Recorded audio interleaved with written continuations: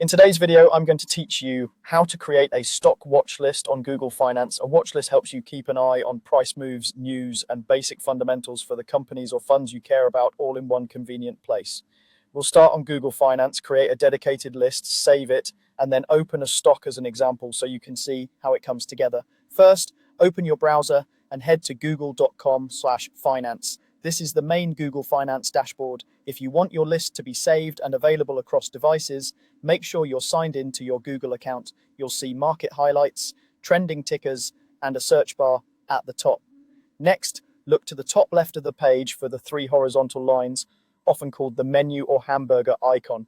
Click that to open the navigation panel. Here, you'll find shortcuts to key areas, including watch lists. This panel is the gateway to creating and organizing the lists you'll use to track the securities you care about. In the watch lists area, click the plus icon. This is where you start a brand new list.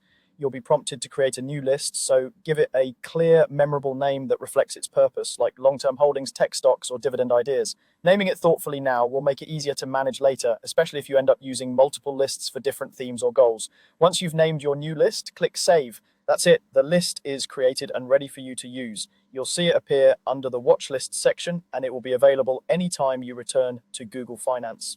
Now let's find an investment to view. Use the search bar at the top and type either a company name or its ticker symbol. As you type, you'll see suggestions appear. Choose the one you're looking for from the results. This is a quick way to pull up the details page for a specific stock or fund.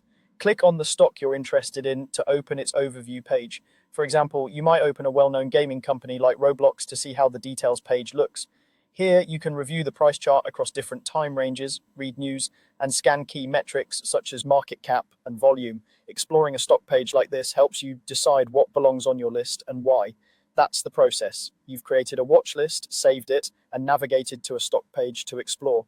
Keep this flow in mind, and you'll be able to organize and monitor your ideas with ease on Google Finance.